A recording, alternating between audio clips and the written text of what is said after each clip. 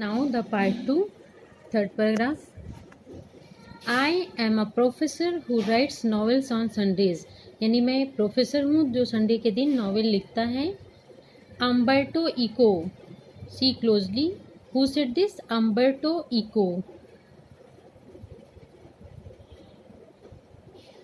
See. Following is an extract from an interview of Umberto Eco. बच्चों, ये एक व्यक्ति अम्बर्टो इको था, उन्हीं के इंटरव्यू का एक पार्ट है ये लेसन पूरा. I think the interviewer is Mukund Padmanabhan from the Hindu. वो हिंदू न्यूज़पेपर के मुकुंद पद्मनाभन हैं जो कि इंटरव्यूअर हैं, मीन्स जो कि अम्बर्टो इको का इंटरव्यू ले रहे हैं. Okay, Mukund. The English novelist and academic, यानी इंग्लिश नावल के राइटर, एंड एकेडमिक यानी शिक्षाविद, David Lodge once remark. David Lodge ने एक बार लिखा था, आई कांट अंडरस्टैंड, मैं नहीं समझ सकता, how one man can do all the things he does. यानी कि मैं नहीं समझ सकता कि कैसे एक आदमी ये सब कर सकता है.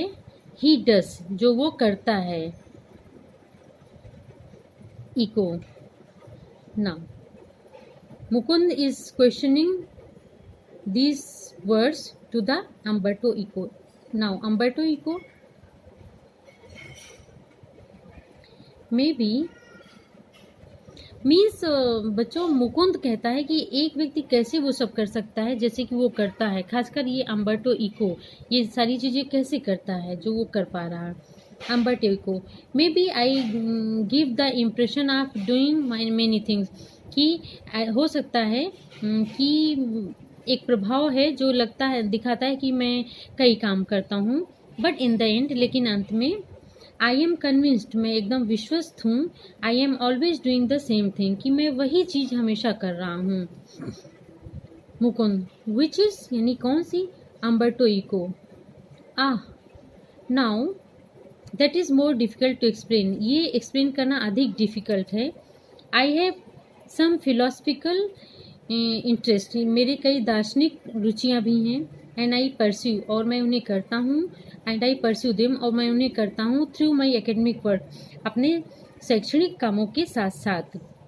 एंड माई नॉवेल्स, और अपनी नॉवेल्स के साथ साथ मैं करता हूँ, उन फिलोसफिकल इंटरेस्ट को भी पूरा करता हूँ. Even my books for children, यहाँ तक कि मेरी किताबें बच्चों के लिए, आर अबाउट नॉन वायलेंस, यानी नॉन वायलेंस के लिए हैं, एंड पीस, और शांति के लिए. यानी मेरी बुक्स जो चिल्ड्रंस के लिए हैं वो नॉन वायलेंस और पीस के लिए हैं.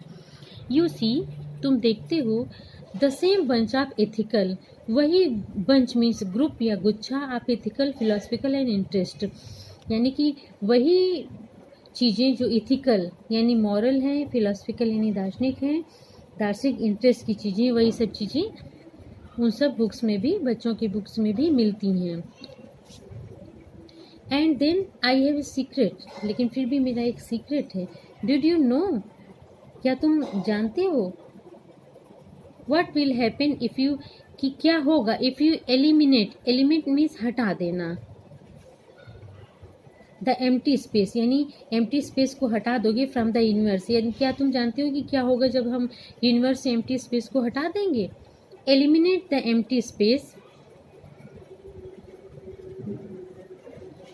यानी एम्प्टी स्पेस को हटा दोगे इन ऑल द एटम्स, सभी अणुओं में, यानी सभी अणुओं में जो खाली स्पेस है उसे हटा दोगे तो क्या होगा. The universe will become as big as my fist, तो यूनिवर्स उतना बड़ा हो जाएगा जैसे कि मेरी फिस्ट, यानी मुट्ठी, हाथ बंद करने पे जो मुट्ठी बनती है उतना बड़ा बन जाएगा, यानी हथेली. सिमिलरली, उसी तरह, we have a lot of empty spaces in our life, उसी तरह हमारी लाइफ्स में कई एम्प्टी स्पेसेस हैं. आई कॉल देम इंटरस्टिसेस, मैं उन्हें इंटरस्टिसेस मीन्स स्पेस बोलता हूँ. इंटरस्टिसेस मीन्स स्पेस बोलता हूँ. Say you are coming over to my place, कहो कि तुम मेरे स्थान पे आ रहे हो. You are in a elevator, elevator means lift, तुम एक लिफ्ट में हो. And while you are coming up, और जब तुम ऊपर आ रहे हो, I am waiting for you, मैं तुम्हारी प्रतीक्षा कर रहा हूँ.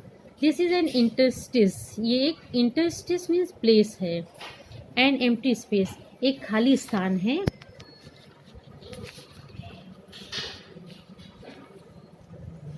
आई वॉक इन एम्प्टी स्पेस, मैं खाली स्थान में काम करता हूँ।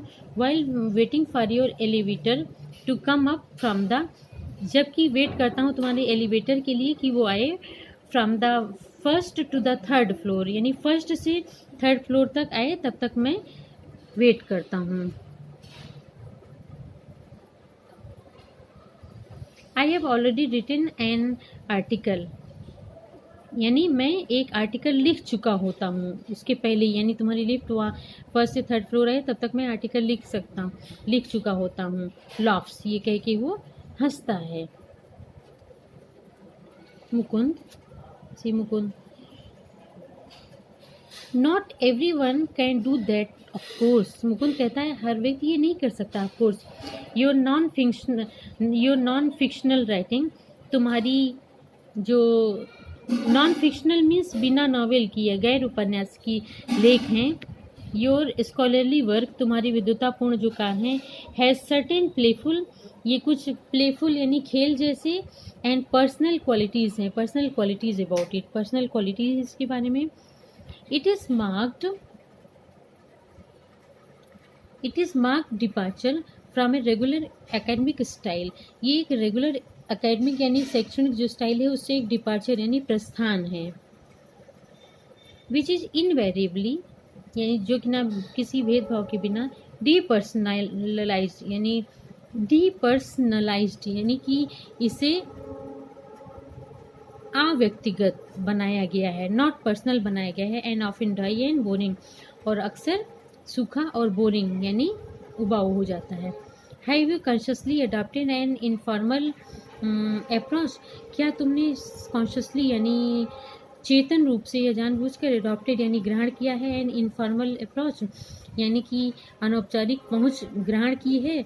और इज इट समथिंग, क्या ये कोई ऐसी चीज़ है that just came naturally to you, कि तुम्हारे लिए नेचुरली यानी स्वाभाविक रूप से आई है। ये बातें बच्चों मुकुंद पूछ रहा है अम्बर्टो इको से कि आप इतना ओवरवर्क इम्पोर्टेंट वर्क कैसे कर लेते हैं, क्या ये नेचुरली आती है तुम्हारे अंदर ये energy. Umberto Eco, when I presented my first doctoral dissertation means a topic written for university degree. Umberto Eco कहते हैं जब मैंने अपनी पहली डॉक्टोरियल डिसर्टेशन यानी यूनिवर्सिटी डिग्री के लिए पहला लेख या टॉपिक प्रस्तुत किया था इन इटली में, one of the professors said, उनमें से एक प्रोफेसर ने कहा था इटली में, scholars learn a lot of a certain subjects, scholar ढेर सारा कुछ सब्जेक्ट सीखते हैं। Learn a lot of a certain subject, कुछ खास सब्जेक्ट से ढेर सारा सीखते हैं। Then they make a lot of false hypothesis, उसके बाद वो झूठी हाइपोथेसिस मीन्स परिकल्पना बनाते हैं। देन दे करेक्ट देम, उसके बाद वो उसे ठीक करते हैं। एंड एट द एंड, और अंत में, दे पुट द कंक्लूजन, उसके बाद वो कंक्लूजन यानी उपसंहार लिखते हैं, यानी उसका नट सेल में वर्णन करते हैं। यू ऑन द कंट्ररी, तुम विपरीत तरह से, toll the story of your research, तुमने अपने रिसर्च की स्टोरी बताई, even including your trials and errors, और इसमें तुमने अपने ट्रायल यानी परीक्षणों को, एरर यानी गलतियों को शामिल किया। एट द सेम टाइम, उसी समय ही रिकग्नाइज्ड, वो पहचान गया, आई वॉज राइट, कि मैं सही हूँ। And went on to publish my dissertation, वो समझ गया कि मैं सही हूँ और चला गया मेरे डिजर्टेशन यानी उस टॉपिक को पब्लिश यानी प्रकाशित करने के लिए एज ए बुक यानी एक किताब के रूप में। विच मेंट ही एप्रिशिएटेड इट, इसका मतलब कि उसने इसे एप्रिशिएट किया, उसकी सराहना की, प्रशंसा की। Mukund, No, Umberto Eco said that he appreciated it. At that point, at the age of 22, उस समय 22 की एज में, आई अंडरस्टूड स्कॉलरली बुक्स, मैं समझा कि विद्वतापूर्ण किताबें क्या हैं। Should be written the way I had done, यानी एट द एज ऑफ 22 ये मैंने फील किया कि जो स्कॉलरली बुक्स होती हैं इसी तरह से लिखी जानी चाहिए। By telling the story of the research, यानी रिसर्च की स्टोरी बताओ। दिस इज़ वाई, यही कारण है my essays always have a narrative aspect, कि मेरे ऐसे में एक नैरेटिव यानी वर्णनात्मक पहलू होता है, एस्पेक्ट होता है। एंड दिस इज़ वाई, और यही कारण है प्रोबेबली संभवतया आई स्टार्टेड राइटिंग नैरेटिव्स, कि मैंने नैरेटिव यानी लंबी चीज़ें लिखना आरंभ किया है, जैसे कि नॉवेल्स। सो लेट, इतना लेट मैंने ये सब लिखना चालू किया, specially novels. At the age of 50 more or less, यानी कि 50 की एज में या इससे कम या थोड़ा ज़्यादा मैंने नॉवेल को लिखना स्टार्ट किया। ये एक लॉन्ग नैरेटिव होती है बच्चों। I remember that my dear friend Ronald Bardez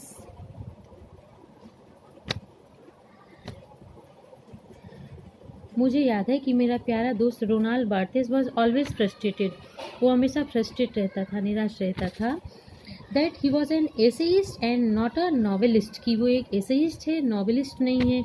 he wanted to do creative writing, means his friend Ronald Barthes creative writing चाहता था। वन डे और अनदर, एक दिन या दूसरे दिन, but he died before he could do so, लेकिन वो मर गया, उसकी मृत्यु हुई इससे पहले कि वो उसे कर पाता। I never felt this kind of frustration, मैंने ये कभी निराशा महसूस नहीं की। I started writing novels by accident, मैंने एक्सीडेंटली यानी अचानक ही नॉवेल लिखना स्टार्ट किया। I had nothing to do one day and so I started, एक दिन मुझे कुछ नहीं करना था और मैंने स्टार्ट किया। Novels probably satisfied my taste for narration. Narration means वर्णन। Novels probably satisfied my taste for narration. यानी नॉवेल में ने संभवतया मेरे नरेशन के टेस्ट को संतुष्ट किया, सेटिस्फाई किया। Mukund. Talking about novels from famous academic, यानी एक प्रसिद्ध नॉवेल के बारे में बात करते हुए एक विद्वान होते, फ्रॉम फेमस एकेडमी के एक विद्वान होते हुए, you went on to becoming spectacularly famous after the publication of the सी। टॉकिंग अबाउट नॉवेल्स, नॉवेल के बारे में बात करते हुए, फ्रॉम फेमस एकेडमिक यानी जो विद्वतापूर्ण तुम्हारा काम था, एक एकेडमिक यानी विद्वान से, यू वेंट ऑन यानी तुम बन गए, यू वेंट ऑन यानी तुमने जारी रखना, टू बिकमिंग स्पेक्टेकुलरली फेमस, विशेष रूप से तुम प्रसिद्ध बने, after the publication of the, publication means प्रकाशन, of the name of the rose, यानी नेम ऑफ द रोज नामक ये क्रिएशन है, इसके बाद से तुम और अधिक फेमस हुए। यू हैव रिटन 5 नॉवेल्स, तुमने 5 नॉवेल लिखी, against many more scholarly work of non fiction, यानी तुम नॉन फिक्शन यानी गैर उपन्यास के विद्वतापूर्ण कार्यों के अलावा तुमने कई फेमस 5 नॉवेल्स लिखे हैं। At least more than 20 of them, यानी लगभग तुमने 20 नॉवेल लिखे हैं स्कॉलरली वर्क के अलावा।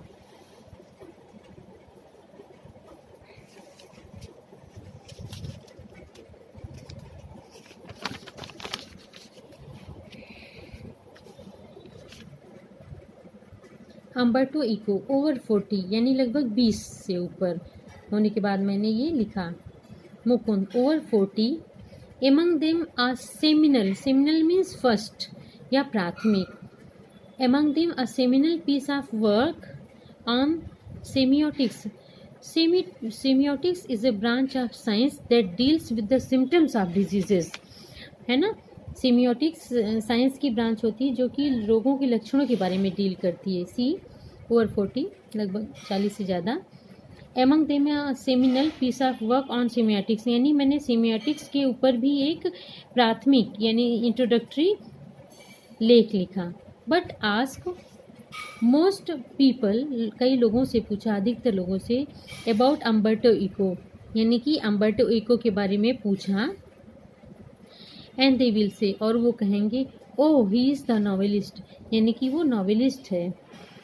डज दैट बॉदर यू, क्या तुम्हें इससे चिंता होती है कुछ, यानी कि तुमने इतना लिखा, सी यानी तुमने नॉवेल्स के अलावा सेमियोटिक्स पे भी वर्क किया, फिर भी क्या तुम्हें नॉवेलिस्ट ही मानते हैं, लोग कहते हैं, तो क्या तुम्हें इससे कोई बॉदर यानी चिंता है?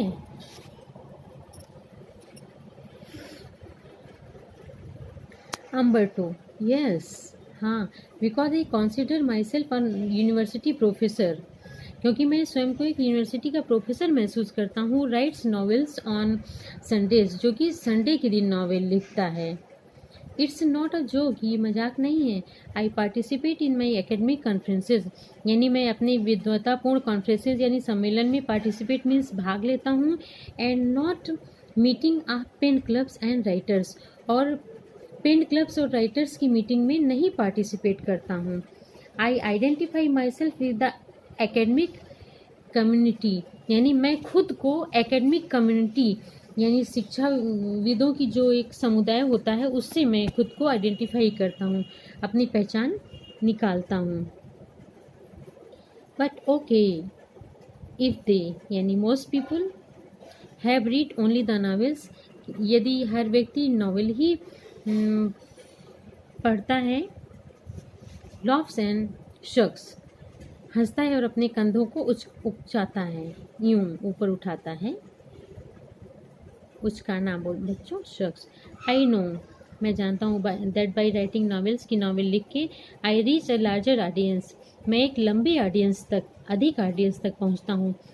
आई can not expect to have 1 million readers, मैं 1 मिलियन रीडर्स की आशा नहीं कर सकता हूँ।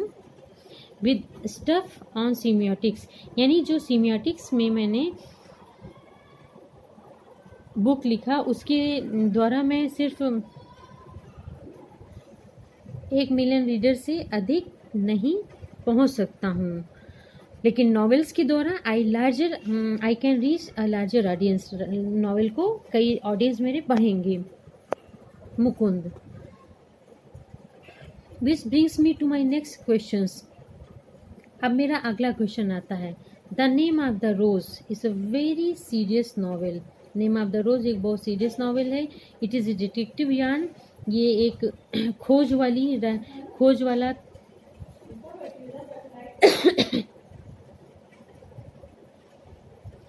यार्न है, ताना बाना है, एट वन लेवल, एक लेवल पे। But it also dulls means enters या अंदर जाता है, but it also dulls into metaphysics, यानी ये मेटाफिजिक्स में भी जाता है। बच्चों, metaphysics means that is not physical, जिसे हम देख नहीं सकते हैं, आध्यात्मिक, थियोलॉजी और विचार, एंड मेडिवल हिस्ट्री, और मेडिवल हिस्ट्री में भी पहुंच सकते हैं। Yet it enjoyed a huge mass audience, लेकिन फिर भी the name of the rose novel ने एक बहुत बड़े ऑडियंस को एंजॉय किया। Were you puzzled at it all by this, क्या तुम इस सबसे परेशान हुए?